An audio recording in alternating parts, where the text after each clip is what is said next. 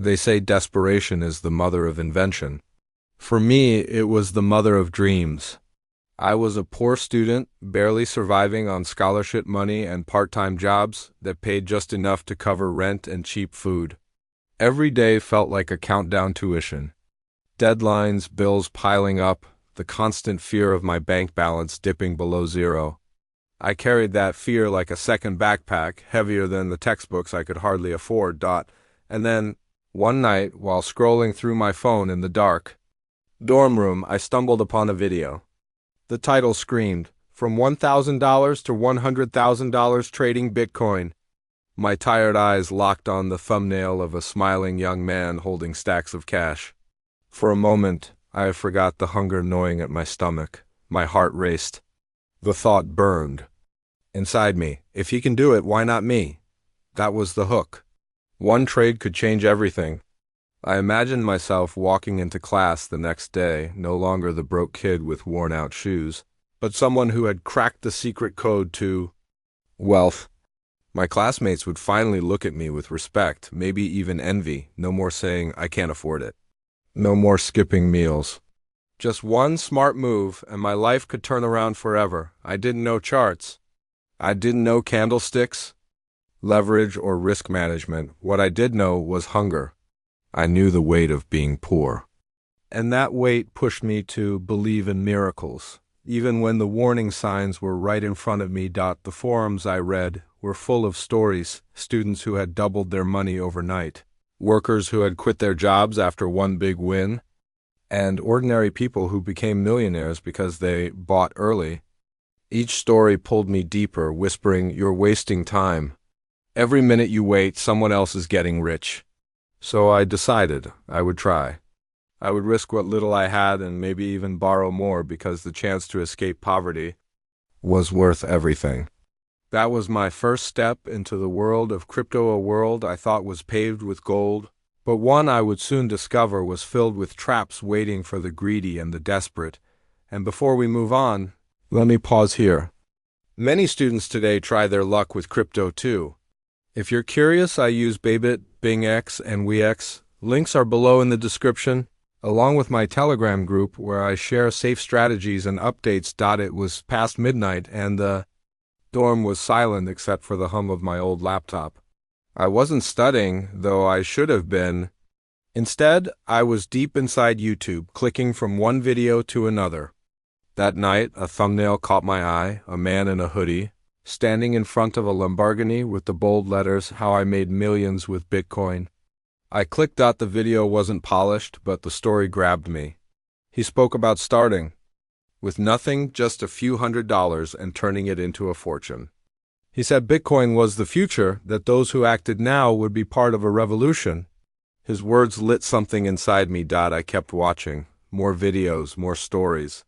A college dropout who claimed he'd bought Bitcoin at $200 and never worked another job. A father who paid off his mortgage just by holding coins he bought early. Millionaire after millionaire appeared on my screen. I sat there in the glow of the monitor, my heart racing. If they can, why not me? The thought wouldn't leave. I wasn't any smarter, but I wasn't any dumber either. I was tired of saying no to things I couldn't afford. Tired of watching classmates walk around with expensive phones while I counted every dollar in my wallet. Bitcoin sounded like the door I had been waiting for. By 3 in the morning, I had made up my mind. I didn't have savings, but I had one thing, an old friend willing to lend me a little money if I promised to pay it back quickly. I sent the message right there and then, almost shaking with excitement, the next day. When the funds landed in my account, I didn't hesitate. I signed up on an exchange, watched a quick tutorial, and pressed buy. Just like that, I owned my first fraction of Bitcoin. It wasn't much, but it felt like everything had changed. In my head, I was already planning what I would do with the profits. The life I dreamed of no longer seemed so far away. That was the night I met Bitcoin. And it was the night my journey, both thrilling and painful, truly began. The first trade was small, almost laughably small. He had scraped together just enough money to buy a fraction of a Bitcoin. He remembered clicking the buy button with his heart pounding as if he were about to launch a rocket. For the rest of that day, he refreshed the screen every 10 Minutes watching the little green numbers climb.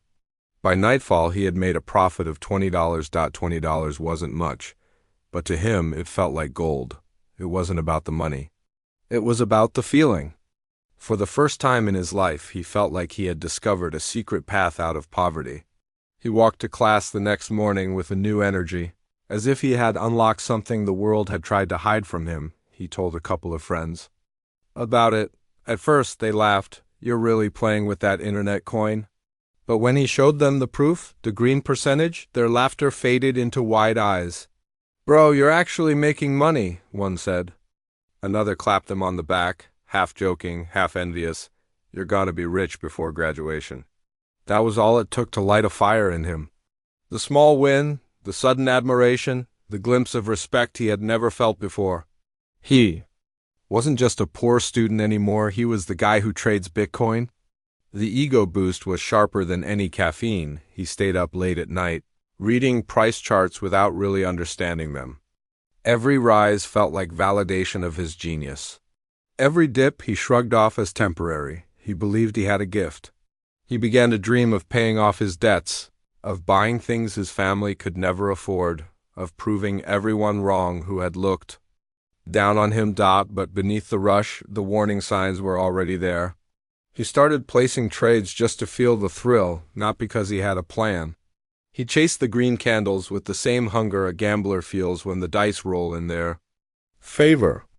A $20 profit made him believe 1,000 was waiting just around the corner. He couldn't see it yet. But this was how the trap was set, not by Bitcoin, not by the market, but by his own swelling pride and the sweet taste of early success. The market was on fire. Bitcoin, once just a strange word he had whispered in late-night forums, was suddenly everywhere. News anchors who once mocked it were now calling it the future of money. Social media flooded with screenshots of unreal profits, students doubling their tuition money, taxi drivers bragging about their side hustle, even distant relatives posting about the new gold. In class, his friends didn't talk about exams anymore. They talked about candles, charts, and the latest coin that could 100x overnight. Every day felt like a race he hadn't signed up for, yet one he couldn't afford to lose. He remembered scrolling through Twitter at 3 a.m., heart pounding, watching influencers shout, "If you're not in, you're already late." That phrase cut into him like a blade. Late, always late. He had grown up with less than everyone else, less money, fewer chances, fewer dreams he was allowed to chase. For once, there was a door wide open, and all he had to do was step through. So he stepped. And then he ran. The small profits from his earlier trades felt like breadcrumbs compared to what others were flaunting. He told himself, this is the moment. If I don't go all in now, I'll regret it for life. The rational voice, the one that whispered about risk, was drowned out by the chorus of people chanting to the moon. But he didn't have enough capital to play the way he wanted, so he borrowed. First, a loan from the bank student credit stretched to its fragile limit. Then, cash advances on his credit card, each withdrawal a hammer blow to his future. Finally, he turned to friends, spinning half-truths about needing help with tuition, promising he'd pay them back next month. The pile of borrowed money sat in his exchange account, glowing on the screen like a treasure chest. With trembling hands, he pushed it into Bitcoin, then into smaller altcoins that promised even bigger returns. The numbers on the chart raced upward. His heart raced faster. For a moment, it felt like victory. He imagined paying off debts in a single day. He imagined walking into class no longer the poor student, but the one who had cracked the code of wealth. He imagined his parents' faces when he told them they never had to worry about money again. But beneath the euphoria was something darker, an itch that never settled, a hunger that no wind could satisfy. Every green candle made him want more. Every profit made the next risk feel justified. He was no longer trading. He was chasing, and the chase itself was addictive. He didn't know it yet. But he was running straight into the heart of FOMO, the fear of missing out. And once inside, it's almost impossible to find the way back out. The first tremors came quietly. At first, it was just whispers in the chat group, some traders warning that the rally couldn't last forever, that corrections were part of the game. He scrolled past those messages, smiling at how cautious everyone sounded. In his heart, he believed this was only the beginning of something bigger. Then the market began to shake. One night, Bitcoin dropped 10% in a matter of hours. He stared at the red candles but convinced himself it was healthy. A dip before the real move, he thought. By morning, the price had bounced slightly, and he felt vindicated. Each recovery made him more certain that he was untouchable. But the volatility grew sharper. Huge green surges followed by violent red crashes. His balance swung like a pendulum, up $1,000 one hour, down $2,000 the next. Sleep became impossible. He kept his phone under the pillow, refreshing. Every few minutes, his heart racing with each update. The rational voice inside him whispered, "This is dangerous. Take some profit. Protect yourself." He drowned that voice out with a louder one. "If I sell, I'll miss the moon. Real traders hold. Real believers don't quit." He repeated the phrase like a shield against fear, convincing himself that only the weak abandoned their positions. Friends began to cash out. One sold and paid off his tuition. Another withdrew enough to cover rent for a year. He watched them secure their wins but refused to follow. To him, selling was betrayal. Selling meant admitting he wasn't strong enough. He branded himself as one of the faithful, a diamond hand in a sea of paper hands, yet beneath the bravado, unease was building. Every headline now seemed to carry warnings, governments hinting at regulation, analysts predicting a bubble about to burst. He clicked away from those articles, preferring the ones that promised $100,000 Bitcoin by Christmas. He wanted hope, not reality. At night, when the charts bled red, doubt slipped through the cracks. His chest tightened as losses mounted, but he told himself it was temporary. "Hold on a little longer," he whispered, rocking in his chair as if the motion alone could steady the markets. It was the moment when belief blurred into denial, when courage twisted into recklessness. And though he didn't know it yet, this was the turning point, the edge of a cliff disguised as a staircase to the sky. He went to bed that night with a smile on his face, already calculating the profits he would show his friends in the morning.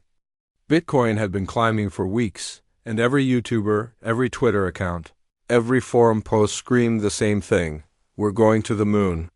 But markets don't ask for permission before they fall. When he woke up, the first thing he did was grab his phone. The screen lit his face in the dark room.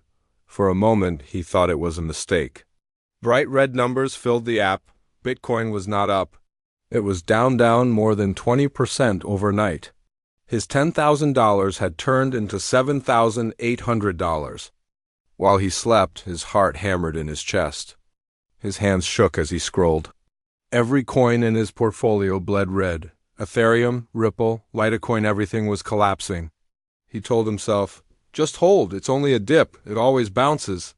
But the numbers kept sinking. $7,800 became $7,200, then $6,900. His stomach twisted. He couldn't breathe. He refreshed the screen again and again, as if by looking harder, the prices would change. Messages exploded in the group chats. Friends were panicking. Some screamed, "Buy the dip." Others shouted, "It's over, sell now." The noise only made it worse. He tried to wait. He told himself he was strong, that this was only temporary. But when Bitcoin touched $6,000, fear drowned him.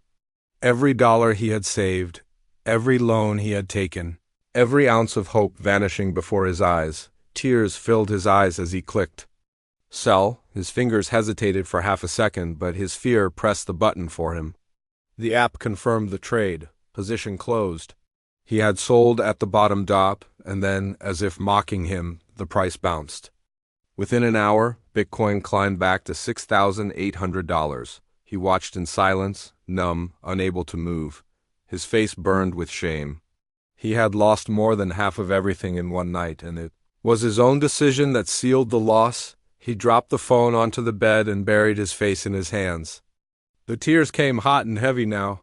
He wasn't just crying for the money. He was crying for the trust he had broken with his parents, with his friends who lent him money, and with himself.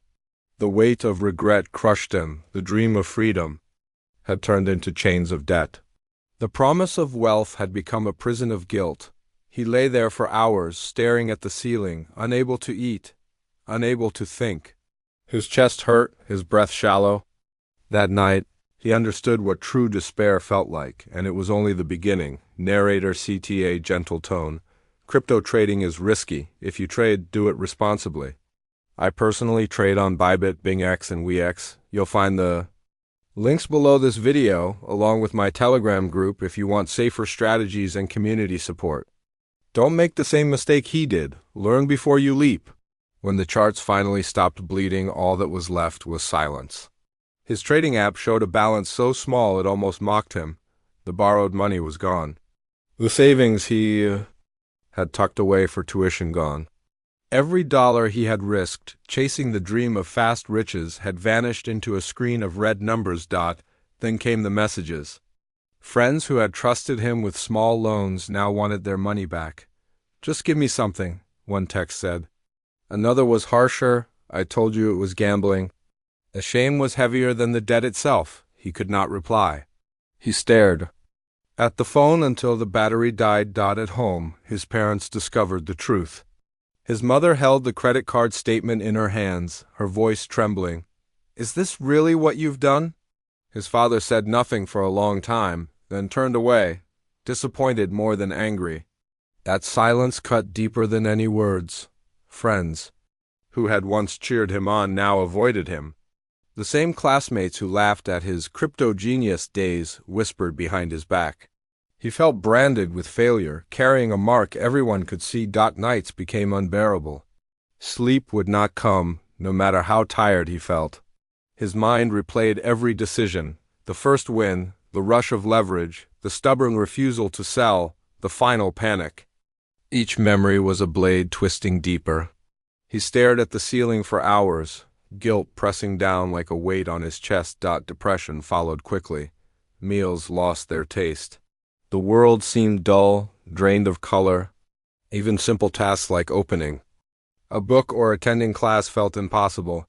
He avoided mirrors because the eyes staring back at him looked empty. For the first time, he thought about quitting not just school, but life itself. "What's the point?" he whispered one night, curled on his bed. The future looked like a long tunnel with no light at the end, but somewhere in that darkness, a small thought remained thin as a thread, fragile as glass. It said, "If I give up, then the loss wins forever. If I stand back up, maybe there's still something left to learn." That tiny thought would not save him yet, but it was the first spark of a different kind of fight, the fight to rebuild. I wish I could say I bounced back quickly, but the truth is I didn't, after losing everything. I spent weeks sitting in silence, staring at charts I no longer had money to trade. My phone was filled with screenshots of prices I wished I had sold at, voices of people who once praised me, now silent. Shame was a heavy chain around my neck, but slowly out of that silence came something else: curiosity. If I had lost it all, by chasing hype and gambling on every green candle, then maybe the answer was not to quit, but to understand. I began to study. Not flashy YouTube moon calls or TikTok clips promising a 100x. I dug into real material trading books, risk management guides, forums where veterans spoke not of dreams but of discipline. The first truth hit me like cold water. I never had a plan. I had entered trades with only greed as my compass. Now I learned about risk management, the rule that no trade should ever risk more than a small percentage of my account. One number, one guideline, could have saved me from ruin. Then came stop-loss orders. I used to laugh at them, thinking, why sell at a loss when it might bounce back? But the market doesn't care about hope. Without stop-loss, I was a ship without an anchor. With it, I had at least a lifeboat. I also discovered diversification. All my money had been tied to one asset, one outcome. When Bitcoin fell, so did my world. Experienced traders, I realized, spread their risk across different assets, strategies, even timeframes. It wasn't about chasing the jackpot. It was about surviving long enough to grow. The difference between gambling and trading became painfully clear. Gambling is betting on luck, blind and emotional. Trading is managing probabilities, guided by rules. I had been gambling with the illusion of trading. And that's when I wrote a single line in my notebook, one that I still read every day. Crypto doesn't ruin people. FOMO does. For the first time, I wasn't blaming Bitcoin. I wasn't blaming the market. I was facing the real enemy, the fear of missing out, the voice that whispers, "Buy now or you'll regret it forever." That was my turning point. I wasn't rich. I wasn't even debt-free yet. But I was no longer blind. The debts did not vanish overnight. They sat like heavy stones in his pocket, reminding him of every wrong step. To face them, he found work. Wherever he could, washing dishes after class, tutoring high school kids in math, even delivering food late into the night. Each small paycheck went straight toward repayment. The numbers on the debt ledger shrank slowly, but with every reduction, his chest felt a little lighter. In those quiet hours between shifts, he studied not charts filled with flashing candles, but books on finance, trading psychology, and money management. He learned that real traders never risked everything on one coin flip. They survived because they respected risk. So he promised himself, no more chasing pumps, no more blind bets. From now on, only small amounts, carefully measured. With stop losses in place, the first few trades under this new discipline were humble. A $20 gain here, a $15 loss there. But the difference was that he no longer panicked. Every trade had a plan. For the first time, he felt in control. Confidence returned slowly, not in bursts of euphoria, but in steady breaths. Friends who once mocked him began to notice the change. He no longer bragged about going to the moon. Instead, he spoke about patience, compound growth, and the power of time in the market. His story shifted from one of failure to one of rebuilding. He also realized that redemption was not only about money, it was about trust, rebuilding his family's faith, proving to himself that he could learn from mistakes. That process was harder than any market recovery, but step by step, he earned it back. Now, when he looked at Bitcoin or any other coin, he no longer saw a golden ticket. He saw a tool, nothing more, nothing less. A tool that could build wealth, slowly if used with care. And with that mindset, he was no longer just a poor student chasing luck. He was someone on the path to real freedom. In the end, what remained was not the money lost, nor the shame of mistakes. What truly stayed with him was the lesson carved deep into his heart, that quick wealth is tempting, but education and patience are the true path. The story of a poor student chasing Bitcoin dreams was never really about Bitcoin. It was about FOMO, about the human desire to take shortcuts, and the painful price of ignoring discipline. He came to see that markets are not cruel or kind, they are simply indifferent. They don't reward excitement, and they don't care about hope. They reward preparation, risk control, and time. He realized that a single trade will not make a life, but a lifetime of small, consistent decisions can. And so, he turned his pain into guidance.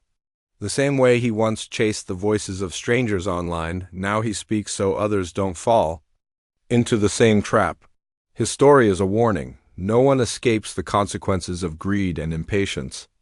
But it is also a promise that recovery is possible, and that knowledge can rebuild what losses once destroyed. Now let me speak to you directly.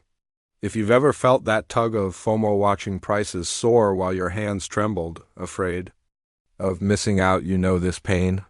You've lived the pounding heart, the sleepless nights, the regret that comes when the chart turns red. Don't repeat his mistake. Don't trade on emotion. Don't gamble with your future. Take the long road instead. Study the basics. Learn risk management. Start small, test strategies, and never invest more than you can afford to lose. The market will always offer another chance tomorrow. You don't need to bet everything today, and if you are beginning your own crypto journey, I want to give you tools that can help. I personally recommend trading on Bybit, Bingx platforms I trust and use myself. You'll find the links below this video, along with an invitation to my Telegram group where we share safer trading strategies, lessons, and updates every day. Remember this, the market is a teacher. You can choose to learn the easy way through patience and study, or the hard way, through loss and regret. The poor student learned the hard way. My hope is that you will not. Learn before you leap.